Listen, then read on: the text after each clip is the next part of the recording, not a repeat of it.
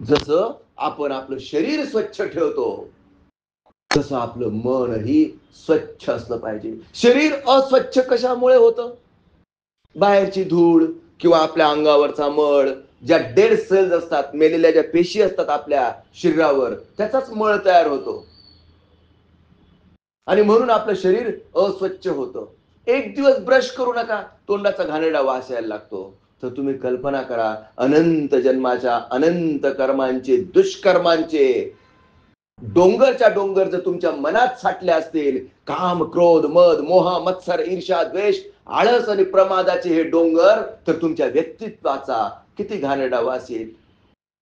विषय लक्षात आला की नाही? मी काय म्हणतोय, एक दिवस आपण तोंड ब्रश केला नाही तर आपल्या तोंडाचा घाणेरडा वास येतो. तर अनंत जन्मांच्या अनंत कर्मांची काम, क्रोध, मद, मोह, मत्सर, ईर्ष्या, द्वेष, आळस आणि प्रमादाचे डोंगरच्या डोंगर आपल्या मनात साठलेले आहेत.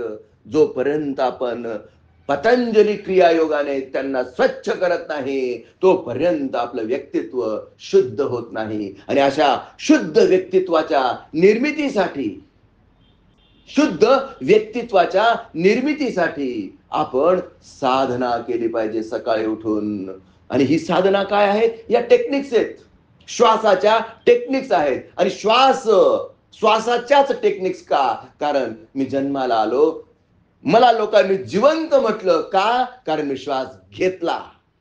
विषय लक्षात आला की नाही? जर मी श्वास घेतला नसता तर आई वडिलांनी रडले असते, अरे अरे अरे मुलगा तर झाला, आपण मेलेला निघाला रे, निघाला. डेड डेड स्टिल बर्थ म्हणतो आपण त्याला, स्टिल बर्थ.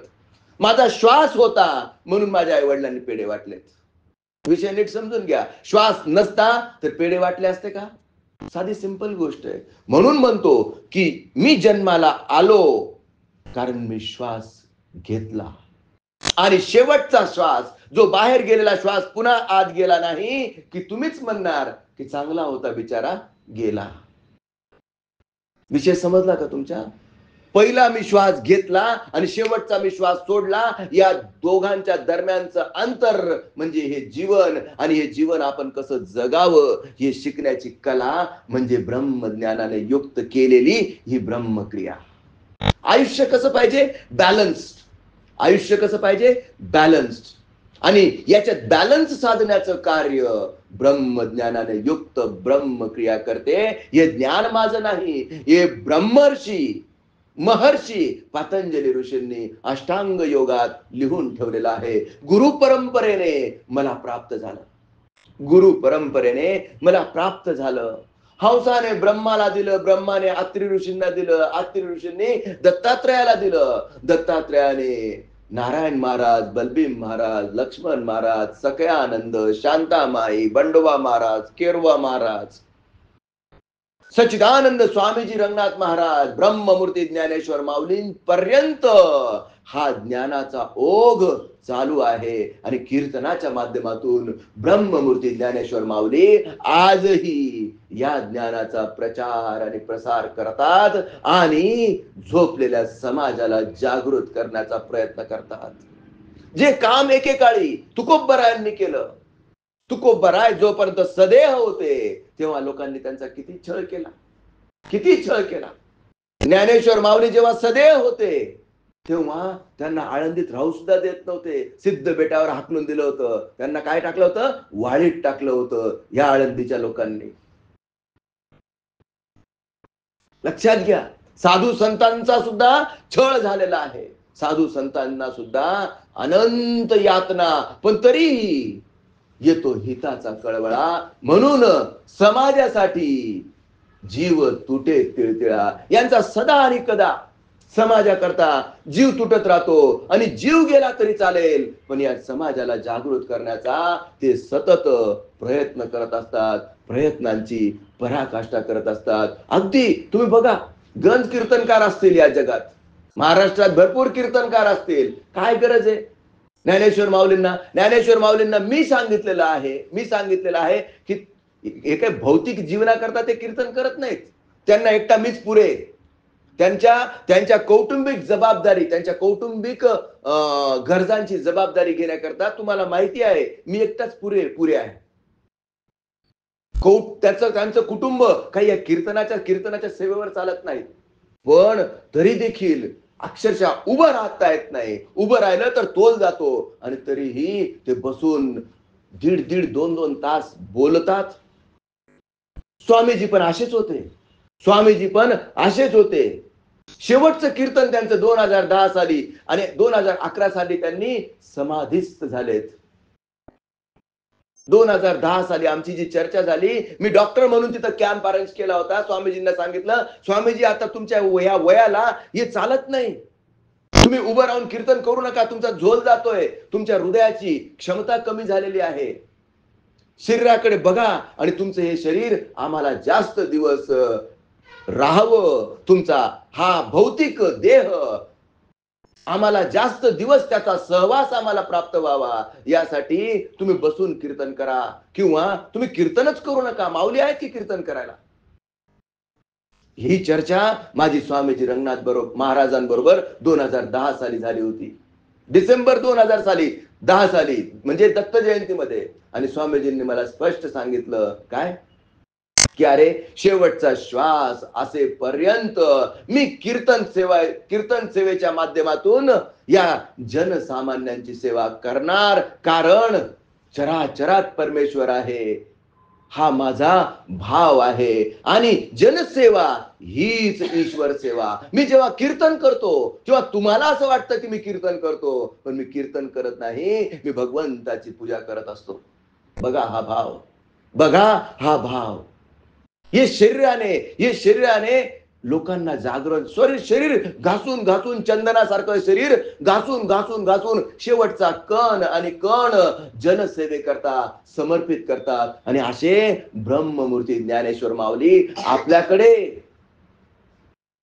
आपल्याकडे स्वामीजी रंगनाथ महाराजांच्या पुण्यतिथीच्या निमित्ताने येणार आहेत. तर आळशाच्या घरी गंगा आली आणि ओढाळ म्हणून हाकलून दिली, असं आपलं वर्तन नसावं. सडा रांगोळ्या आणि काय भाव कसा असावा, राम आएंगे आएंगे राम आएंगे, हो राम आएंगे आएंगे राम आएंगे, मेरे झोपड़ी के भाग आज खुल जाएंगे राम आएंगे. हा भाव आपल्या अंतःकरणात असला पाहिजे.